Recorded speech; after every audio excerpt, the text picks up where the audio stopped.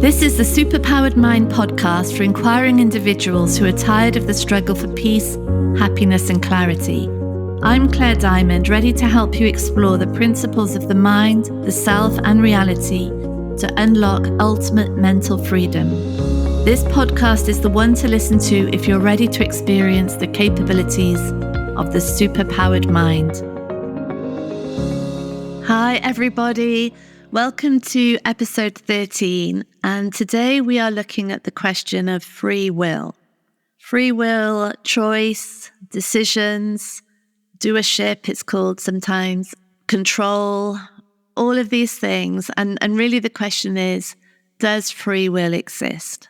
And the answer is that the I that I think I am, the I that thinks it has free will, the I that thinks it should be in control or is in control, the I that thinks it's talking right now, that I doesn't exist. So it's not even just that free will doesn't exist, and it's really that the whole apparatus, the whole concept of an individual doesn't exist. So how could free will exist?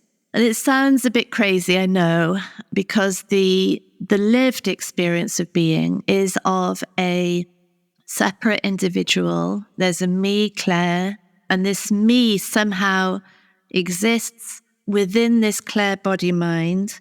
And that me is making decisions, making objective, independent choices about what to do, what to say, where to go, what to wear, how to be.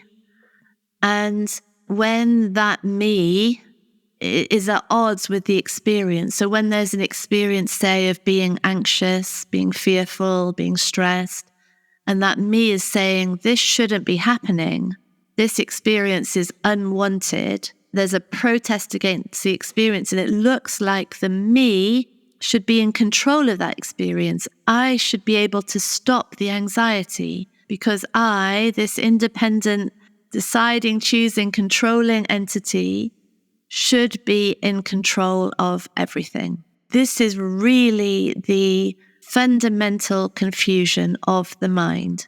It's a belief structure that, from even the slightest exploration, has no logic in it, it can't hold any water, it can't stand up, and yet it's the ongoing, even, I've been looking at this for years and years, so many other spiritual teachers, years and years, and it's still, it's so seductive, this idea that there is an independent me, and that because I should be in control, really, of my behavior and of all other people's behavior, then this separate, independent me operates in a world of blame and shame. And it operates in a world of attempt to control and impossibility of controlling.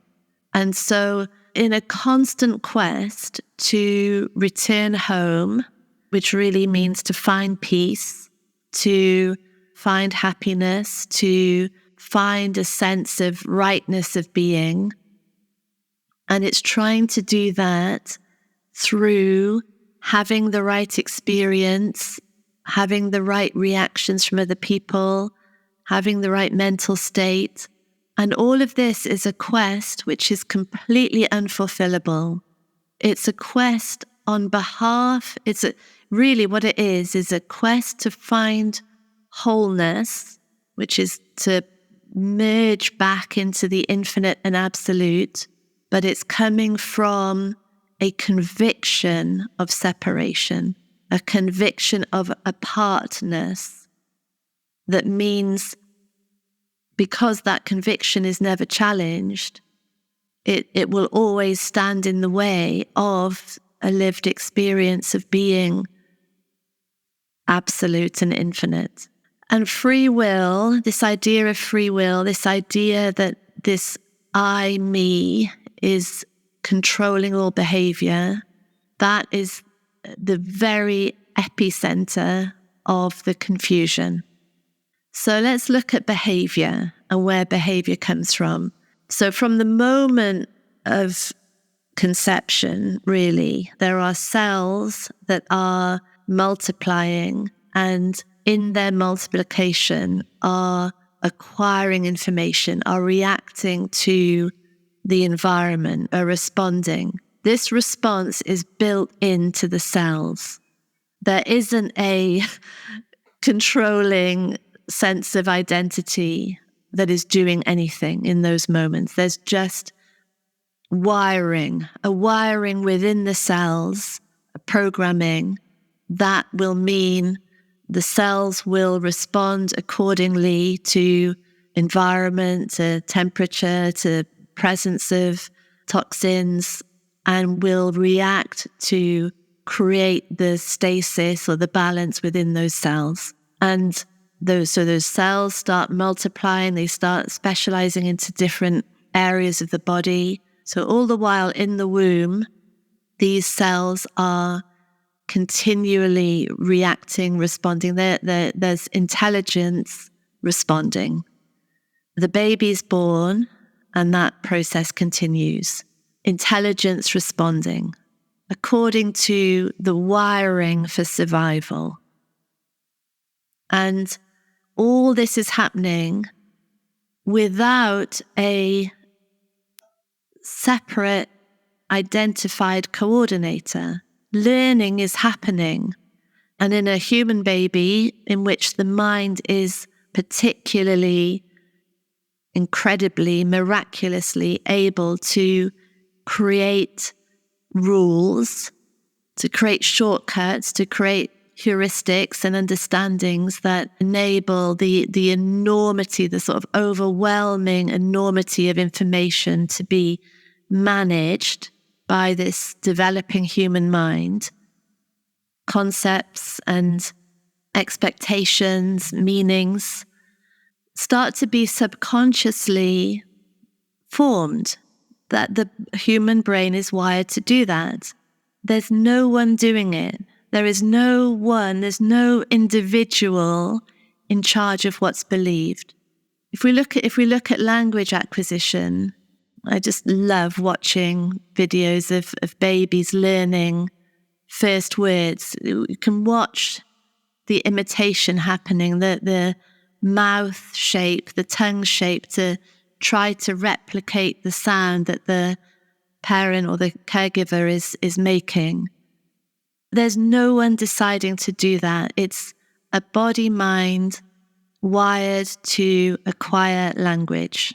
And so this language becomes a subconscious bank of responses and meaning and representations, conceptual shorthands, all available, all learned, all representing beliefs, really. That's the sky, that's a dog, that's a cow, acquired without question and living subconsciously within the entire body, really. The whole body-mind is the subconscious.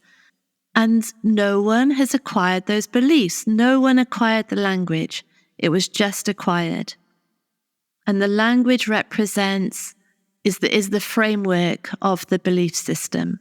And likewise, all reactions, all responses, all expectations, all rules of thumb, all this is this, so therefore that is going to happen, is also acquired.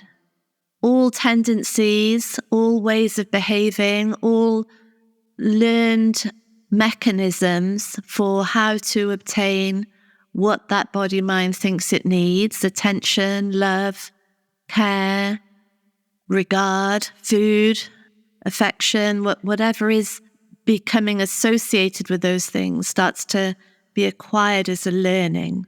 And so behavior and responses and reactions are wired into the subconscious mind.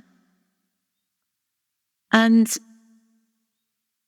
all of it, so all words, all actions, all responses are programmed in. And no one is doing them. No one is deciding. And as part of this whole programmed structure, one of the central part is the belief in what I am. And that's only a belief structure. That's the content of belief. And that belief structure says, this is what I am. I'm the decider. I'm the chooser. But how can that be? How can a decider or a chooser even exist when all the beliefs are acquired subconsciously and hang out subconsciously? When all reactions are drawing on this past programming? So the belief in a decider, in an independent chooser, is itself a creation of the beliefs. And this is what's so fascinating. And the irony is, really the enormous irony is that when that starts to become clear, so in other words, when the mind gives up that unquestioned conviction of doership, of independent decision capability, it starts to become sane. It starts to settle into reality. And the reality is that the mind, really, the conscious mind, is just observing the behavior. It's amazing. It's an incredible shift and this is really a breakthrough in the superpowered mind from a mind lost in the belief, I'm doing this, I should be controlling this, everything about how I am should be controlled and decided by me.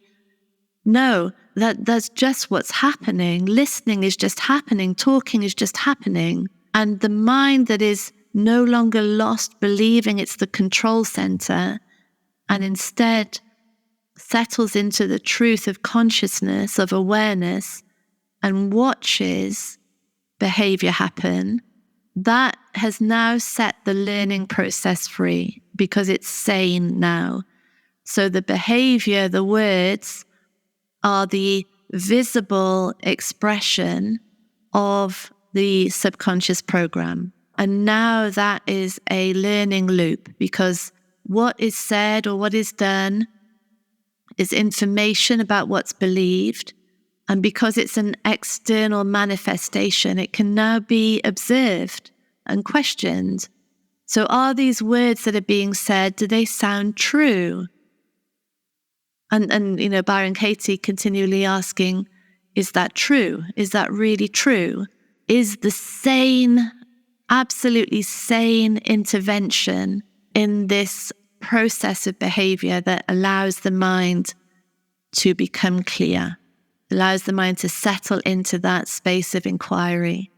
Because now the answer to is that true could be no. And that's a whole reorganization now of beliefs.